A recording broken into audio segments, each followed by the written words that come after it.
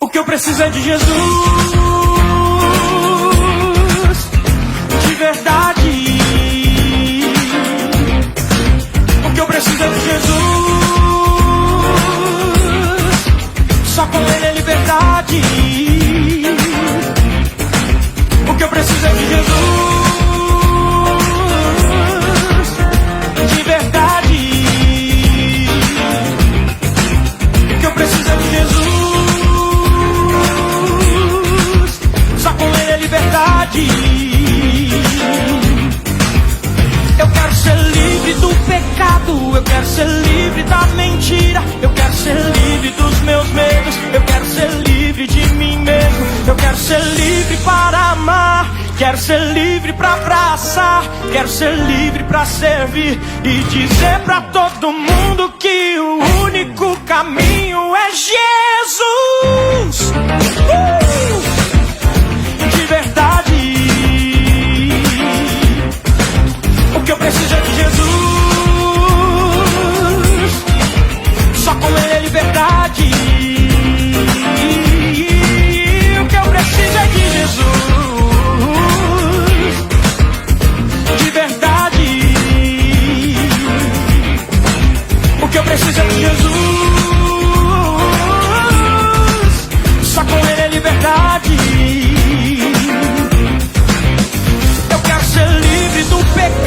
Eu quero ser livre da mentira, eu quero ser livre dos meus medos, eu quero ser livre de mim mesmo, eu quero ser livre para amar, eu quero ser livre para abraçar, eu quero ser livre para servir e dizer para todo mundo que o único caminho é Jesus. De verdade. O que eu preciso é de Jesus, só com Ele é liberdade. O que eu preciso é de Jesus, de verdade. O que eu preciso é de Jesus, só com Ele é liberdade.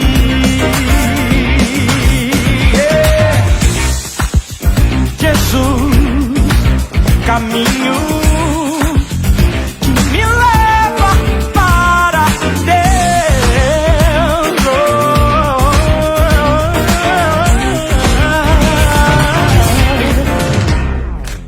O que eu preciso é de Jesus, de verdade. O que eu preciso é de Jesus, só com Ele é liberdade. O que eu preciso é de Jesus, de verdade. O que eu preciso é de Jesus, só com Ele é liberdade.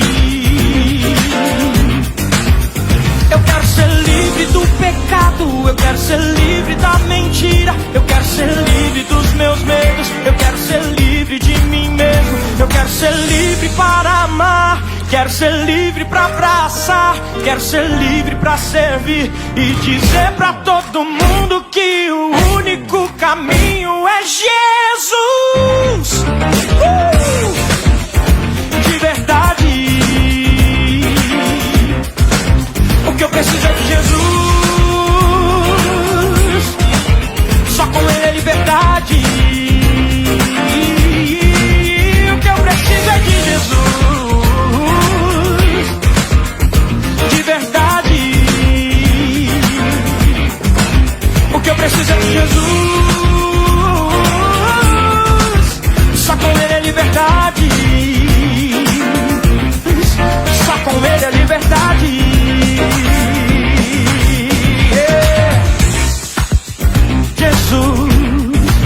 Caminho que me leva para dentro.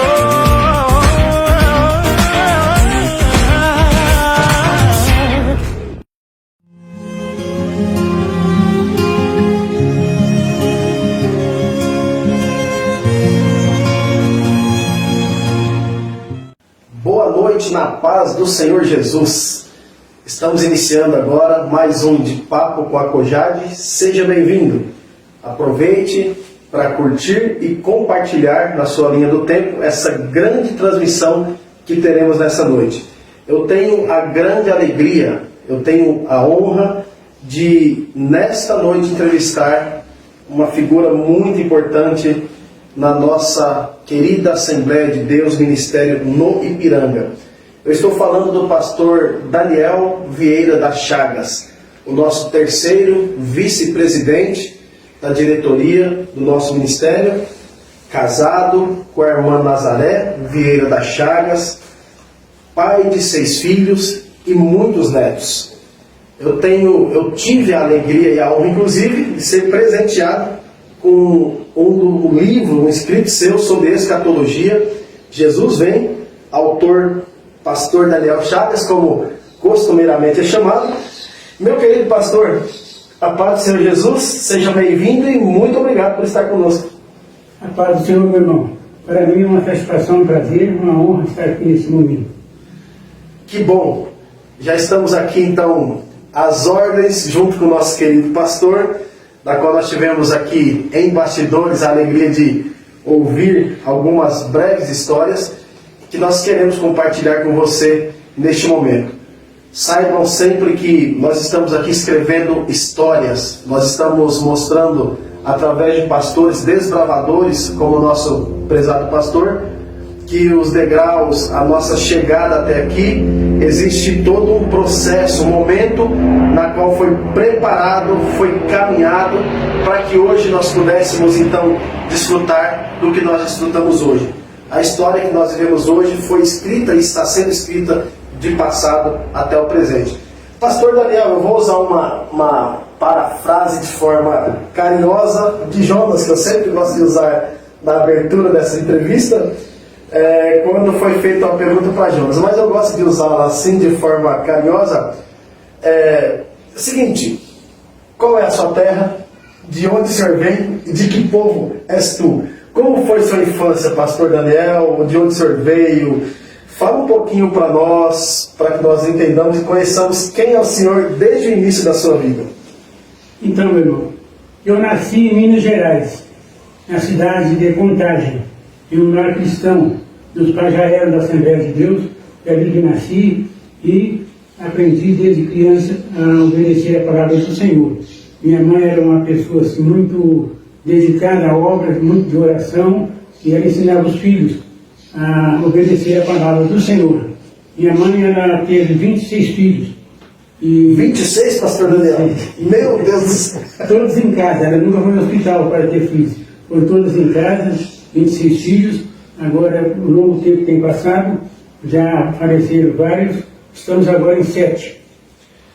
Olha só, o pastor Daniel já começou impactando a gente, né? Estamos hoje num contexto social tão diferente e imaginar, né, e ter ao nosso lado aqui alguém que vivenciou em família essa história. Muito forte, pastor Daniel. Inclusive, o senhor levantou aqui essa questão do parto natural, né? Natural. É impressionante, realmente fico bastante impressionado. O pai do senhor nessa época já também servindo ao Senhor? Servia a Deus também. Crente também? Crente também. Que maravilha. Pastor, uma família tão grande, eu fiquei bastante impressionado agora, o senhor não tinha me contado isso nos bastidores, mas essa turma toda estava servindo ao senhor também? Ou como que foi conviver com uma família tão grande assim? Então, alguns desviaram, né, irmão? Não muitos, acho que uns dois ou 3, os demais todos serviram a Deus. Eram crentes e serviram ao Senhor até o fim. Meu Deus, é um recorde aqui abençoado, né? Saber que de uma família tão grande. Meu Deus, pastor, mais de 20 irmãos ali, todos firmes.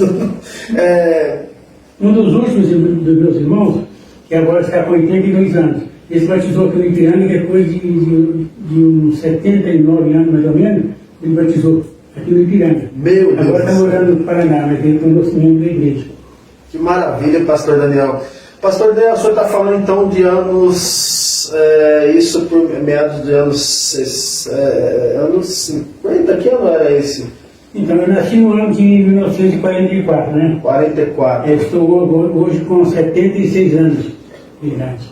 Então, nessa fase, pastor Daniel, falando de criação, era rígido também seus pais? Como que foi nesse tempo, né? Anos 40 e pouco, 50, como era a criação dessa família tão grande nesse tempo? Meu pai era rígido, mas não assim violento, né? Ele procurava ensinar os filhos, a mãe também. A mãe também tinha muito carinho com os filhos, mas dentro assim da normalidade, né? Era um rígido, mas dentro da normalidade, sem violência nenhuma. Correto. E também a questão da fé, de servir ao Senhor.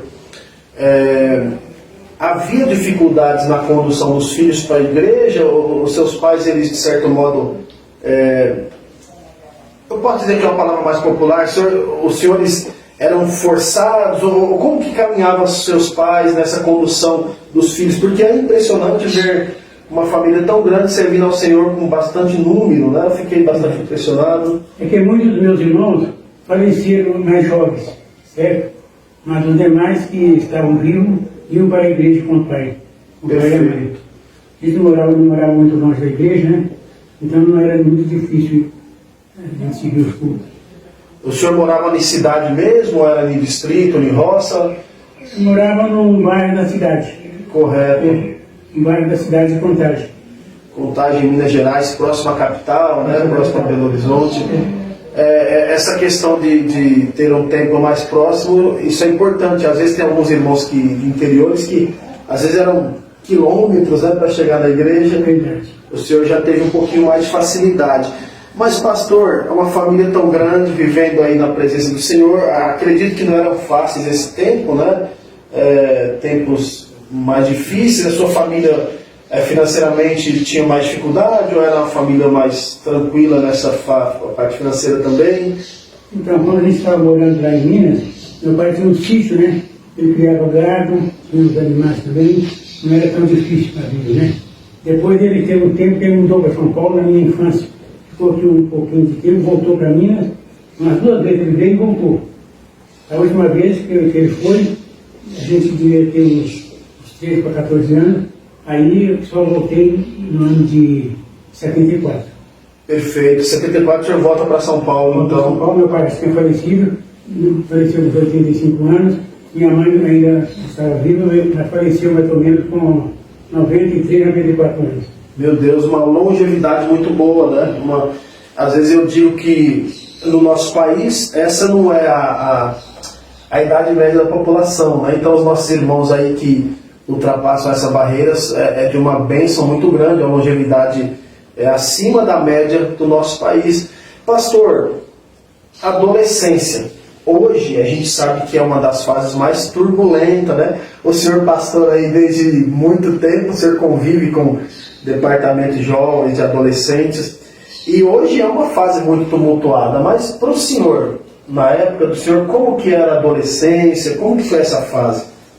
A minha adolescência foi bem tranquila, porque a gente tinha aquele desejo de servir a Deus, né? Minha mãe ela sempre colocava no coração da gente a importância de servir a Deus. Naquela época não tinha televisão, nem rádio podia a igreja ter, então o assunto da gente era só ir no trabalho, igreja, ler a Bíblia, era dessa forma. Foi uma adolescência bem tranquila. Me batizei na minha adolescência. Perfeito. O senhor batizou, então, 14 anos? Não, com 16 anos mais ou menos. 16 anos. 16 para 17 anos. É muito jovem, de fato. Acesso à escola, educação, era tranquilo, pastor? Como foi também esse período? Então, eu fiz o primário, depois fiz uma admissão ao ginásio, que era um ano, para poder entrar no ginásio, na época era um ano, né? Eu fiz a admissão ao ginásio, depois então fiz o ginásio que hoje chama... Como se chama hoje mesmo? Hoje é o ensino médio, né? Ensino médio. Ensino médio, depois eu fiz bacharel em teologia, e isso aí foi a minha vida de estudo, né? De estudo. Aí, nessa época também eu entrei para a polícia em Minas Gerais, fiz um concurso para escriturário, tinha 14 anos. Depois que eu fiz 18 anos, eu fiz concurso para escriturário de polícia, trabalhei 15 anos na polícia de Minas, e depois pedi minha saída e vim para São Paulo. Chegando aqui, trabalhei 2 anos em banco e depois fiz o concurso novamente, passei para escrivão de polícia e me aposentei como escrivão